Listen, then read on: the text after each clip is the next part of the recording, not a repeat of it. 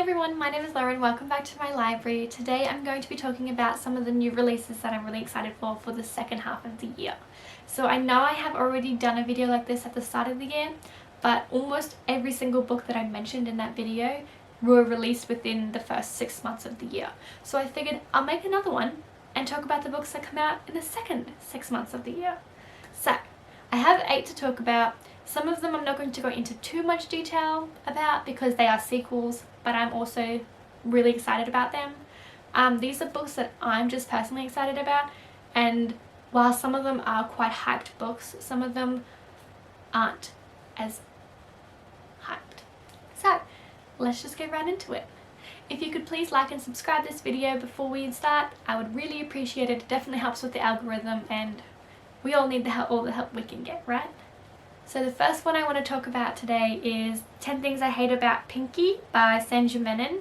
This is a companion novel to When Dimple Met Rishi, which is something that I read maybe 2 years ago now, and I absolutely loved it. Like, it was so much fun for me to read. It's definitely something that stuck with me. I just remember laughing out loud so many times when I read it. It was just so enjoyable for me.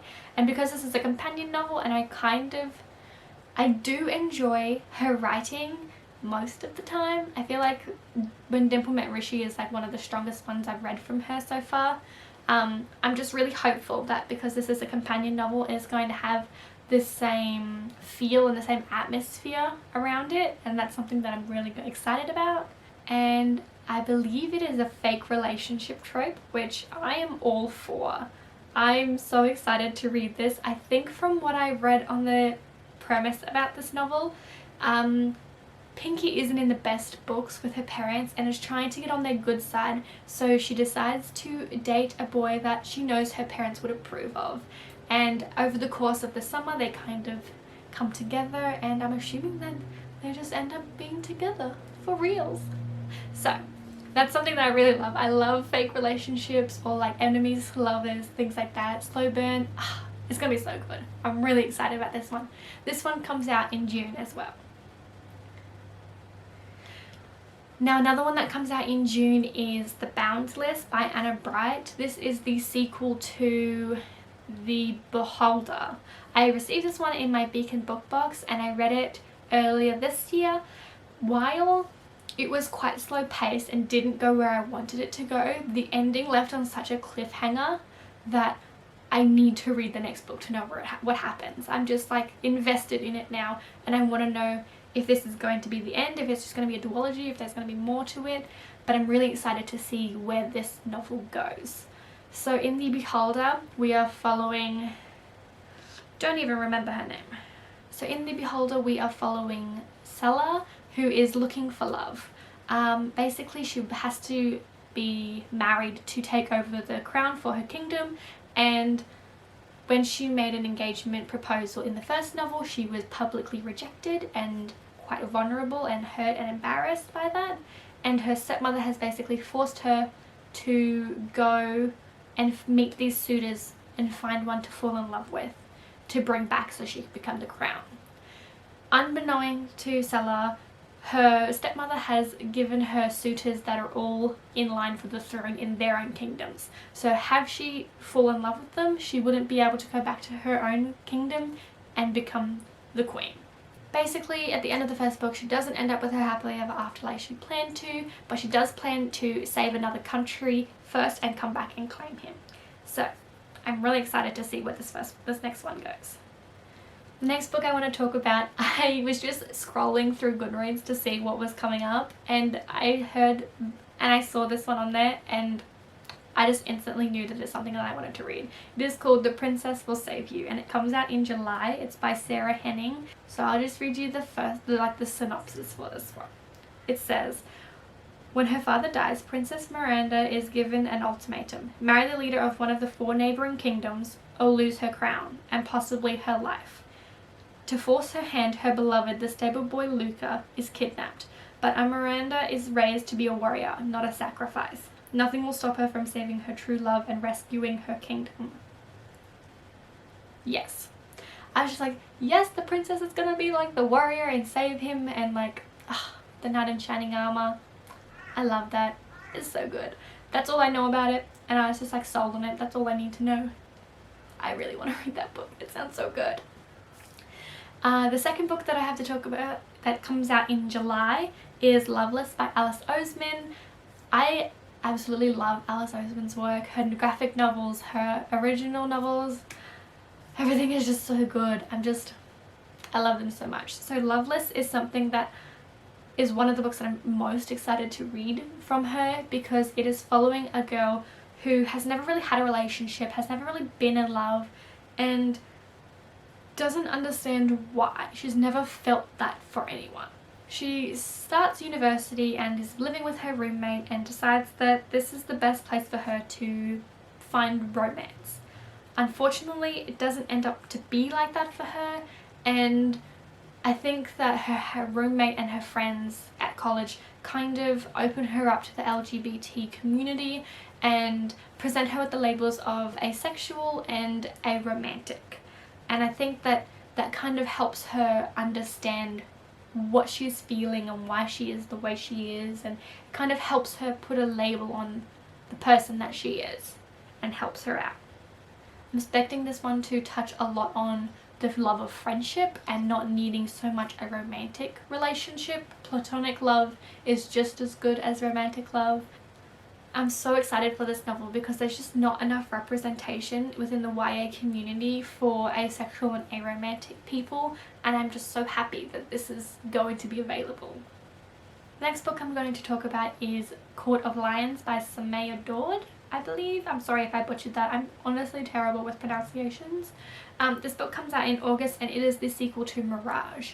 I'm currently reading Mirage right now and I'm really enjoying it so far, so this is something that I'm really excited about. It comes out in August, so I feel like if I finish Mirage this month, it's not a huge wait for me to read the next one, because I know that the people who I talk to online and my friends at work have read this one and they say that it is so good that they just like instantly wanted to pick up the next one, so I'm really excited for that.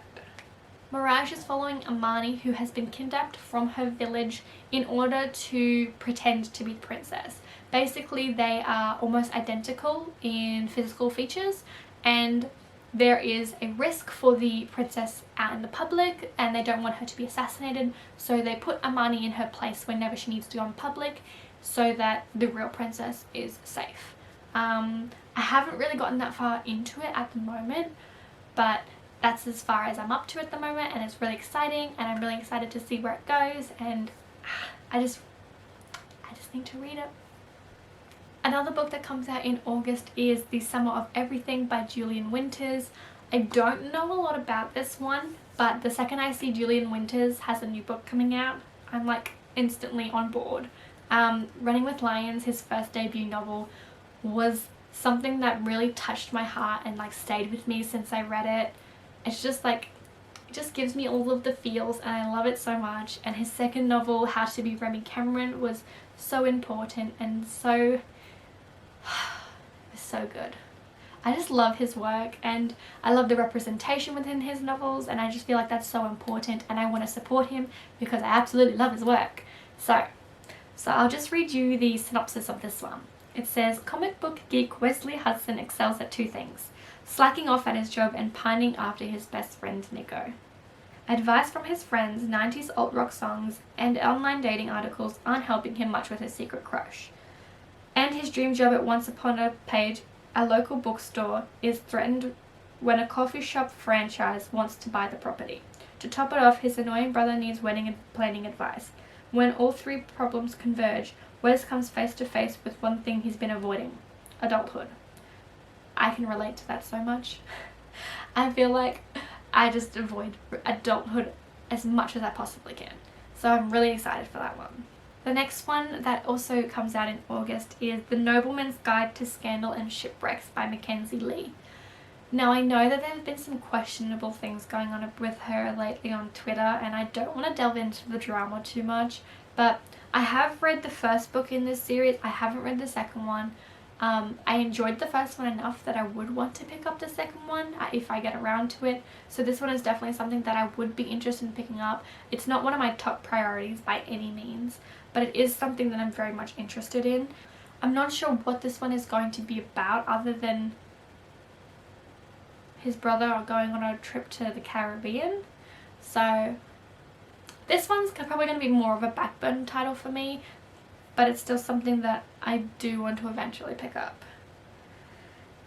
Now the next one, I'm not sure if I'm ever going to read this, but Midnight Sun comes out in August by Stephanie Meyer, and everyone seems to be talking about it right now, and I'm not sure how I feel about it. I mean, it's just the first book, but from Edward's point of view, and I'm almost sure that this got leaked when I was like 16 or 17, and it wasn't that great from what I read of it. So I feel like I will probably read it just to see what it's about and see if it's as bad as I'm expecting it to be. I mean, it's been 10 years since the Twilight movies came, or Twilight books came out, at least. So surely in the last 10 years her writing style has improved, and the characterization has improved, and character traits and everything. Like, hopefully everything is different than the first book, because I know I liked the book, but I know if I read it now I would hate it, because I was aware of the problems that it had when I first read it. So I can't imagine me being very accepting of those problems now that I've grown up. So we'll just see how that goes. And the last book I want to talk about is Blood and Honey by Shelby Mahurin. This is the sequel to Serpent and Dove, and I loved that book so much. It is like enemies to lovers and like forbidden trope and like, yes. Obviously I don't even remember the main characters. So in this one we are following Lou, who is a witch, and Reed, who is a witch hunter. He doesn't know she's a witch, she's under disguise, and she is forced to marry him. And they just have such a good romance. It's like this slow burn, forbidden romance, enemies to lovers. And he falls in love with her and then finds out that she's a witch, and like everything kind of just like comes crumbling down around them, and like I just want to know what happens in the second book. I was so invested in this, and I cannot wait to reread it so I can read Honey and Blood, and it's just going to be like, I'm so excited. It's so good. So these are all of the books that I'm really excited about, if you can't tell, to read in the last half of the year. Hopefully I don't buy too many books, because like my shelves are already full. I really need to buy another bookshelf because I can't fit them all on my shelves as it is. And anyways, that's not important. Thank you so much for watching, and I'll see you in my next video. Bye!